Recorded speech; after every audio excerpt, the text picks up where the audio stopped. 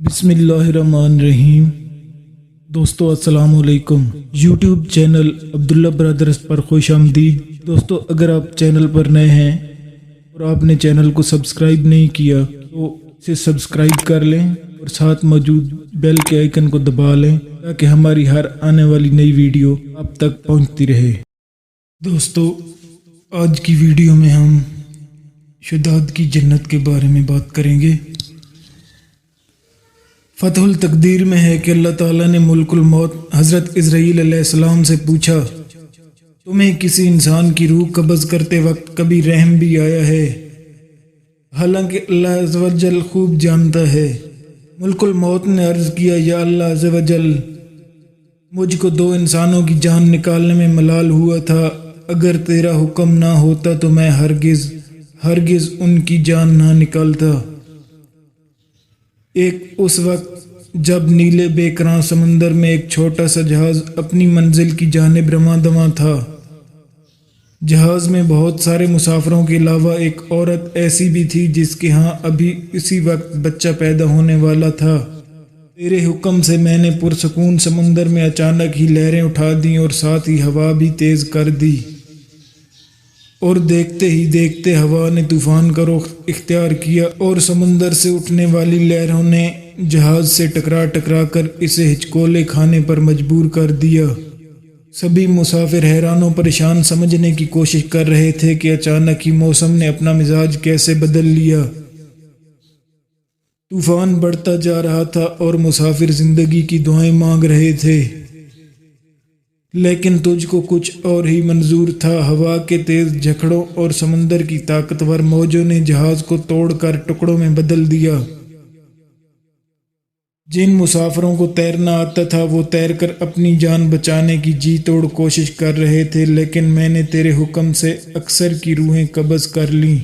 وہ عورت جس کا بچہ پیدا ہونے والا تھا جہاز ڈوبنے کے خوف اور طوفان کی دہشت سے بے ہوش ہو چکی تھی اور جہاز کے ٹوٹے ہوئے ایک تختے پر پڑی ہوئی تھی، اور یہ تختہ سمندر میں تیز لہروں کے سہارے بہتا چلا جا رہا تھا۔ اور اسی حالت میں عورت کے ہاں بچہ پیدا ہوا، اور ولادت کے اگلے ہی لمحے مجھے تیری طرف سے حکم ہوا کہ اس عورت کی روح قبض کر لی جائے۔ حکم کی تعمیل پلک جھپکنے سے پہلے ہو گئی۔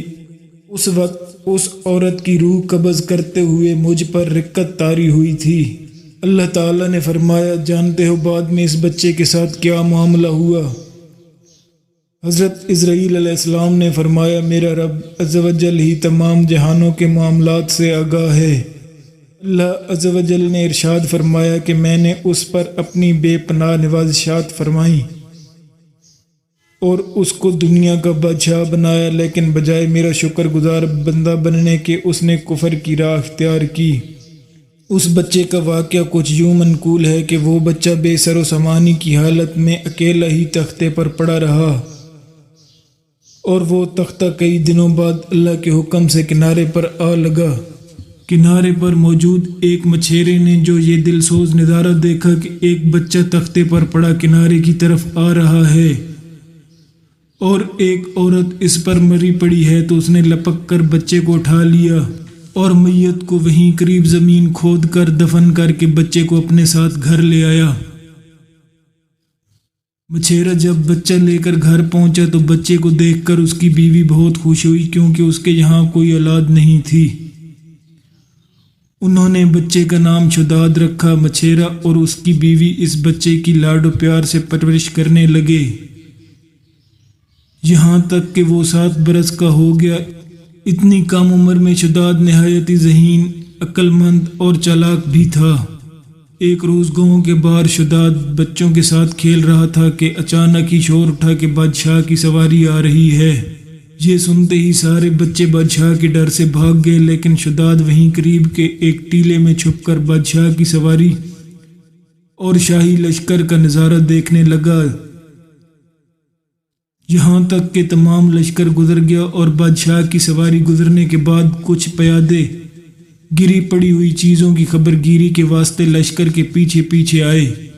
ان پیادوں میں سے ایک پیادے نے راستے میں ایک پوٹلی پڑی ہوئی پائی اس نے جب پوٹلی کو کھول کر دیکھا تو اس میں ایک سرمے دانی تھی۔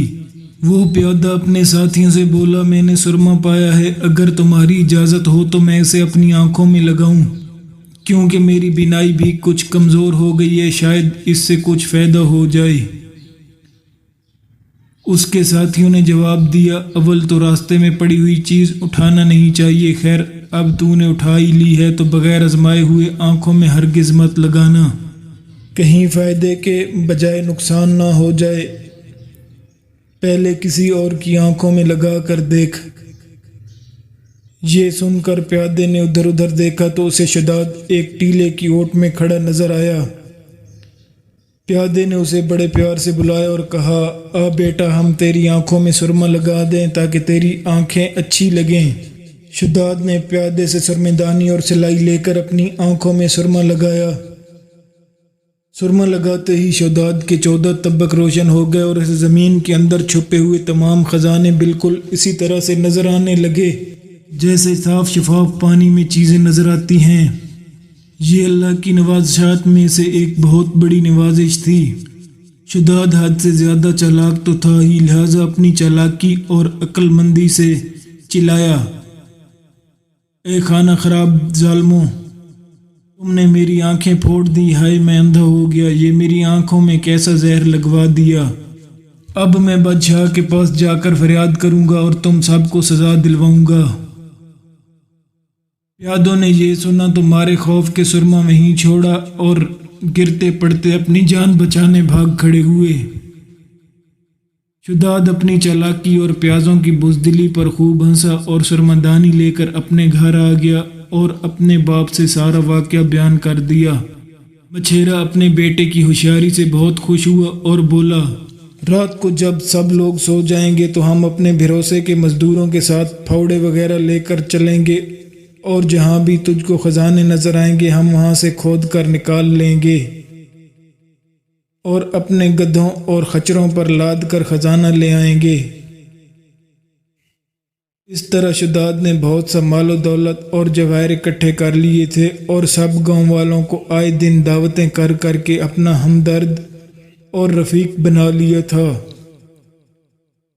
کچھ عرصے بعد شداد نے اس گاؤں کے سردار کو قتل کر کے اس کی جگہ پر خود سردار بن بیٹھا۔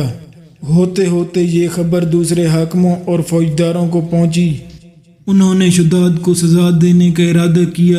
اس سے پہلے کہ وہ کچھ کر گزرتے شداد نے بھی اپنی ایک فوج تیار کر لی اور ان حاکموں فوجداروں سے مقابلہ کیا اور اپنی ذہانت اور بہادری سے سب حاکموں کو ایک ایک کر کے ہلاک کر دیا، اور اسی طرح آہستہ آہستہ بڑھتے بڑھتے شداد تمام روئے زمین کا بادشاہ بن بیٹھا اور سارے جہاں کے حاکم، امراء اور سردار اس کے مطیع و فرمانبردار ہوئے۔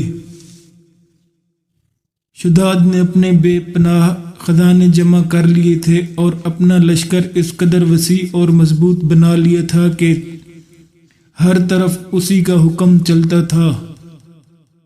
اپنی طاقت اور بہترین حکمت عملی کے ذریعے شداد نے اپنی سلطنت کو کمال عروج بخشا تھا، اور روئے زمین کی کسی انسان کو اتنی طاقت نہیں تھی کہ اس کا مقابلہ کر سکے۔ مال و دولت اور وسیع و عریض سلطنت، عظیم الشان لو لشکر اور اپنی ذہانت و طاقت کی وجہ سے شداد اب غرور اور تکبر میں مبتلا ہو گیا تھا، اور اس نے دعویٰ خدائی کر ڈالا۔ عالموں اور واعظوں نے اس ملعون کو پند و نصیحتیں کی اور حق تعالیٰ کے خوف اور اس کی عبادت کی طرف رغبت دلانے کی بہت کوششیں کیں، لیکن شداد کا کہنا تھا کہ دولت و حکومت، جاہ و ثروت، عزت و شہرت اور حشمت سب کچھ میرے پاس موجود ہے، تو مجھے کیا ضرورت ہے کہ میں کسی خدا کی اطاعت کروں۔ عالموں نے سمجھایا کہ یہ سب ملک و دولت فانی ہے، اور اللہ تعالیٰ کی عبادت و اطاعت کرو گے تو وہ تمہیں جنت عطا کرے گا جو اس دنیا سے کروڑ ہاتھ درجے بہتر ہوگی۔ شداد نے پوچھا کہ اس جنت میں کیا خوبی ہے، تو عالموں نے جو کچھ خوبیاں اور تعریفیں جنت الفردوس کی پڑھی اور سنی تھیں وہ سب اس کے سامنے بیان کر دیں۔ عالموں کی باتیں سن کر شداد نے حقارت سے ہنستے ہوئے جواب دیا، مجھے اس جنت کی کوئی پرواہ نہیں اور نہ ہی مجھے وہ جنت چاہیے، کیونکہ مجھ میں اتنی طاقت اور قوت ہے کہ میں اس سے بھی اچھی جنت اس دنیا میں بنا سکتا ہوں۔ اس کے بعد اس نے اپنی جنت بنانے کو حکم نامہ جاری کیا۔ اس دن سے شداد کی مسلسل یہ کوشش رہی کہ وہ ایک ایسا شہر تعمیر کرائے جو ہر لحاظ سے جنت جیسا ہو۔ اس نے اپنے بھانجے ضحاک کو، جو ایران کا حاکم تھا، کہلا بھیجا کہ جتنا سونا چاندی تمہارے پاس جمع ہے فوراً میرے پاس بھیج دو۔ ضحاک نے ایسا ہی کیا۔ شداد نے پورے ملک میں اپنے کارندے روانہ کیے جو بہت بڑی مقدار میں سونا چاندی جمع کر کے لائے۔ شداد نے جنت بنانے کے لیے ملک شام میں ایک صحت افزا مقام کا انتخاب کیا اور ماہر معماروں کے ذریعے وہاں ایک مضبوط اور مستحکم فصیل تعمیر کرائی، جس کے اندر سونے اور چاندی کا محل تعمیر کرایا اور اس کی دیواروں کو قیمتی جواہرات سے سجایا۔ اس نے شہر کے وسط میں ایک ایسی نہر بنوائی جس کے پانی میں سنگریزوں کی بجائے ہیرے جواہرات بہتے تھے۔ سونے کے ایسے درخت لگوائے جن کے خوشوں میں مشک و عنبر بھرا گیا تھا۔ جب ہوا چلتی تو مشک و عنبر کی خوشبو پورے شہر میں پھیل جاتی۔ بیان کیا جاتا ہے کہ شداد نے محل کے چاروں طرف سونے کی اینٹوں سے 12,000 کمرے تعمیر کرائے اور ہر کمرے کو یاقوت اور ہیرے جواہرات سے مزین کیا گیا اور اطراف سے خوبصورت اور جوان عورتوں کو وہاں لایا گیا۔ یہ عظیم الشان جنت نما شہر 500 سال میں مکمل ہوا اور شداد کو اس کی تکمیل کی اطلاع دی گئی۔ اطلاع ملتے ہی شداد بہت بڑا لشکر لے کر اپنی جنت کی جانب روانہ ہو گیا۔ ابھی شہر سے ایک منزل کے فاصلے پر تھا کہ اس نے ایک ہرن دیکھا جس کے پاؤں چاندی اور سینگ سونے کے تھے۔ ہرن کو دیکھ کر وہ لالچ میں آ گیا اور اسے پکڑنے کے لیے اس کے پیچھے اپنا گھوڑا لگا دیا۔ بھاگتے بھاگتے وہ لشکر سے جدا ہو گیا۔ ہرن نے شداد کو پکار کر کہا، شداد، تو نے عالی شان محل تعمیر کر کے یہ سمجھ لیا ہے کہ اب تو موت کے پنجے سے بھی آزاد ہو چکا ہے۔ یہ سن کر شداد کا بال کانپنے لگا اور اس نے پوچھا، تو کون ہے؟ ہرن نے جواب دیا، میں ملک الموت ہوں۔ شداد نے کہا، اس وقت تمہیں مجھ سے کیا کام ہے اور میری راہ میں کیوں روڑے اٹکا رہے ہو؟ ملک الموت نے کہا، میں صحرا میں تیری روح قبض کرنے آیا ہوں۔ شداد نے کہا، مجھے کم از کم اتنی مہلت دو کہ میں اپنی بنائی ہوئی جنت کو اپنی آنکھوں سے دیکھ لوں۔ مگر ملک الموت نے اجازت نہ دی، چنانچہ شداد گھوڑے سے گرا اور مر گیا اور اس کے لشکر نے ایک آسمانی چنگھاڑ سنی تو پورے کا پورا لشکر آنے واحد میں ختم ہو گیا اور جنت میں جانے کے بجائے ملک عدم پہنچ گیا۔